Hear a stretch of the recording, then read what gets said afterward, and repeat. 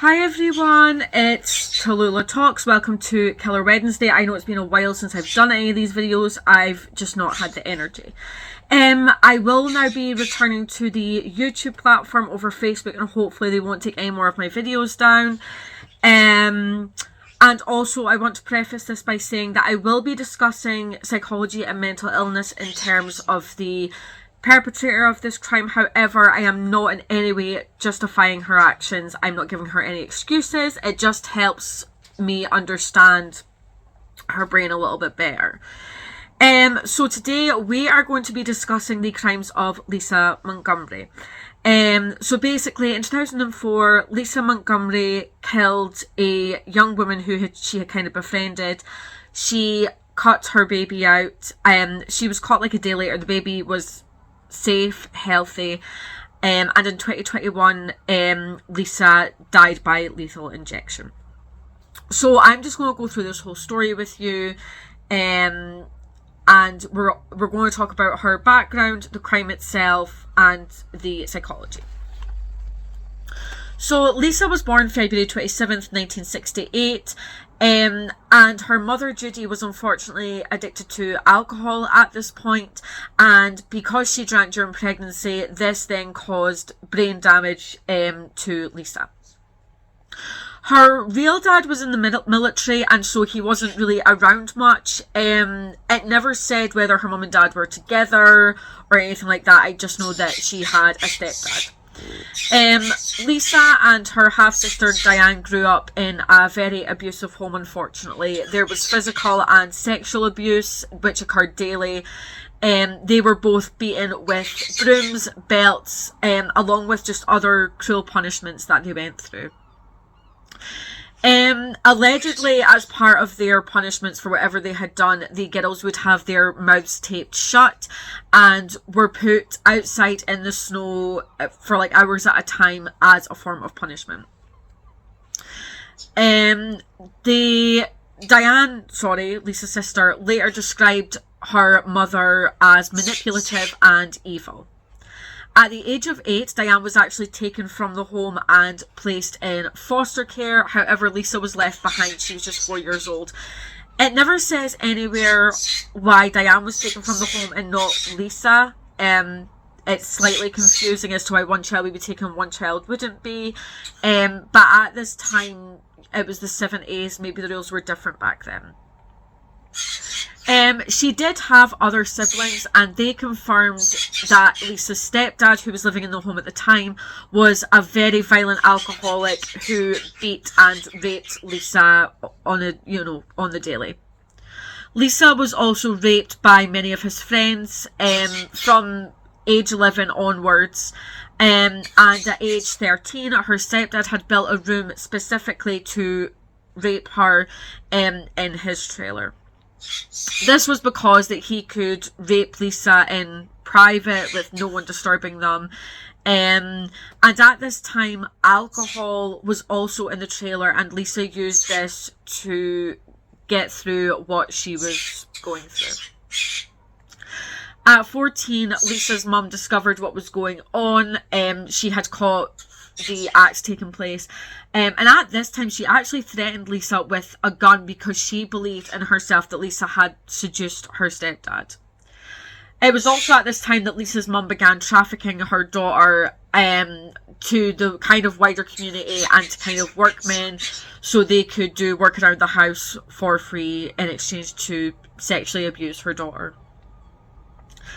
Lisa told a cousin about what was going on. I'm not sure how old that cousin was, but it never really amounted to anything. I don't think the cousin told anyone. I'm not sure if the cousin was a child themselves or if they were an adult. I'm not entirely sure, but just nothing came of that at that point. Lisa's mum at that point separated from the stepdad, and Lisa decided to, during the divorce proceedings, testify about the abuse that was going on. But again, nothing was really done. The judge reprimanded Judy about not reporting the abuse. However, the judge himself never reported the abuse. He never took this to trial. He never looked for evidence. Nothing was done about it. Like, this girl was just failed at every opportunity. At 18, she wanted to escape the home, and so she married her cousin, No, not her cousin, sorry, her stepbrother, Carol Bowman, in 1986. So she was just 18 at this point. Unfortunately, the abuse did continue in this home as well, and Lisa's brother actually found a home movie of her husband beating and raping her, but again, nothing was done, and I'm so confused as to why nothing was done. Like, there were so many opportunities for people to help this girl, and no one did. At this time, friends noticed that Lisa would daydream and kind of not be fully present as a way of, I guess, getting through the abuse that she was going through. Her and Carol, her husband, would actually end up having 4 children. And it was said that she really loved the attention that she got when she was pregnant because she was cared for. I imagine she was probably waited on hand and foot. People would tell her how good she looked, whereas when she wasn't pregnant, she wouldn't get this. Like, she had never known love or care a day in her life, and it's so fucking sad because this then all led up to what eventually happens. So I can imagine why she loved the attention of being pregnant. In 1990, when her 4th child was born prematurely, doctors actually believed that Lisa wouldn't be able to carry another child, and so they kind of recommended that Lisa be sterilised, and she was also persuaded by family members to go through with it because she was adamant she really didn't want to go through with it, but she did. After this, Lisa then claimed twice that she was pregnant. However, no one believed her because obviously she had been sterilised, and Carol at this point divorced her. However, in 1994 they did reconcile and marry again, and by 1998 they were again separated. At this time, Lisa then took her children to live with her new boyfriend, Kev Montgomery. He had 3 kids of his own, and she had the 4 kids, and they both lived with Kev's parents. In 2000, the couple got married, and during this time, Lisa claimed to be pregnant 3 different times. And also, Kev didn't actually know that Lisa had been sterilised, so he had no reason not to believe her. She claimed that she, the last pregnancy, with a due date of January 2005, so this was the last pregnancy, and this was when it came in that she had, created a friendship with a pregnant woman.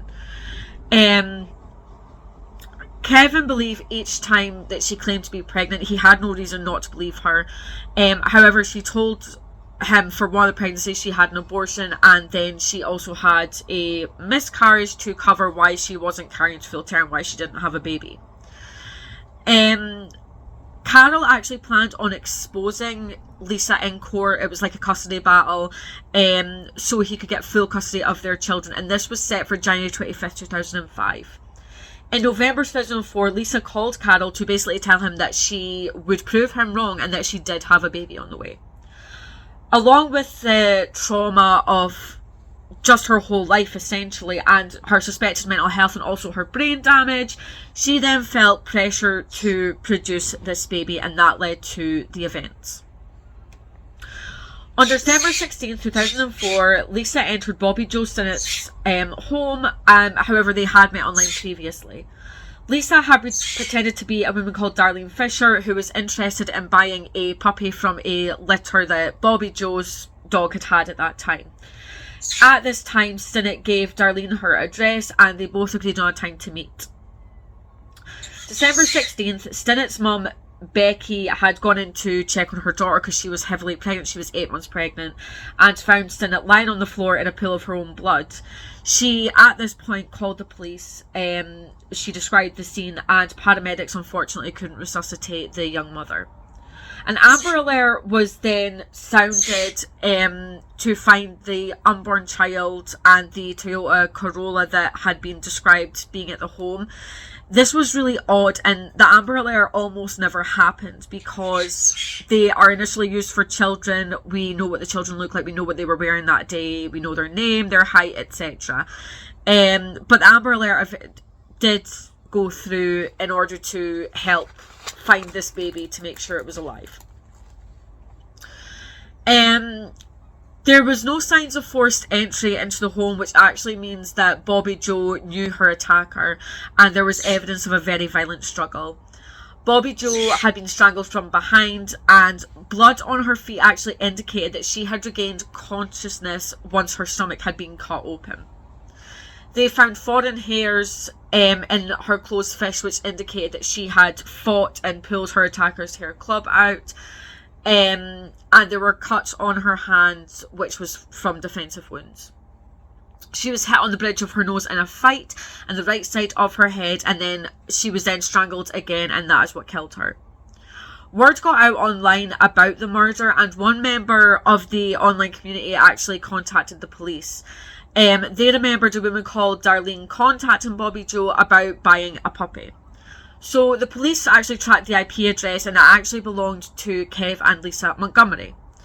Originally, Bobbie Jo and Lisa, aka Darlene, had originally met at a dog show and then kind of gained a friendship, and it was then they kind of moved to an online chatting room.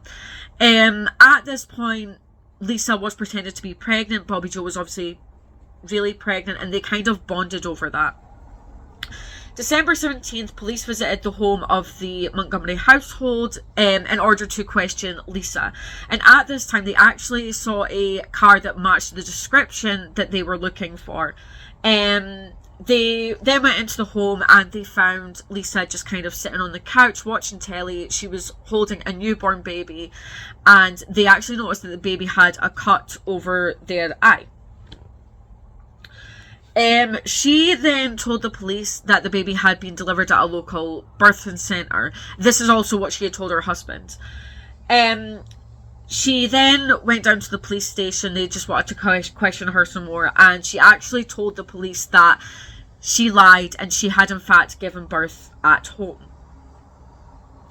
She was questioned for about an hour before she actually confessed, and she basically said that she had driven 130 miles the day before for like a test run, and then on the actual day she made this journey again to kill Bobbie Jo and take the baby. Because Lisa had watched videos on C-sections and things like that, she felt very confident that she could deliver this baby. She was then arrested and charged with murder and kidnap, and the baby was then returned to Bobbie Jo's husband, who renamed the baby Victoria Jo. On January 13th, 2021, Montgomery was killed by lethal injection, and she was pronounced dead at 1:31 a.m. So I wanted to talk about a little bit who Bobbie Jo actually was. I couldn't really find much information because the case is solely on the murder. But Bobbie Jo herself was described as kind, a good student, and she had a love for animals. Her husband and her were high school sweethearts, and they had actually both graduated in 2000. At the time of the murder, Bobbie Jo was 8 months pregnant, and she lived in a very small farming town where everybody knew everyone. Moving on to the psychology, a trial investigator found out the trauma that Montgomery had gone through her life, which then subsequently caused various mental illnesses. She is thought to have trauma, bipolar, temporal lobe epilepsy, PTSD, psychosis, and brain injury. And this will be from the abuse that she suffered pretty much her whole life. These can all lead to various different behaviours, and this would explain why she loved the attention that she got during her pregnancy, because she wasn't loved at all. She basically saw killing Bobbie Jo and taking the baby as a means to an end. It was kind of her last chance to prove that she was pregnant, and so to her she really didn't have a choice. And I mean, it's just such a sad case on both sides. And I am not excusing her behaviour, because what she did was absolutely vile. But through the trauma that she went through, I can see why she did some of the things that she did. I'm not meaning the murder, but what I am meaning is pretending to be pregnant. She just didn't experience a lot of love throughout her life. and it's just a very, very sad case all in all. If you like these kind of videos, please subscribe to my YouTube channel. And I will be here on either Saturday or Sunday for the haunting hour. And if you have any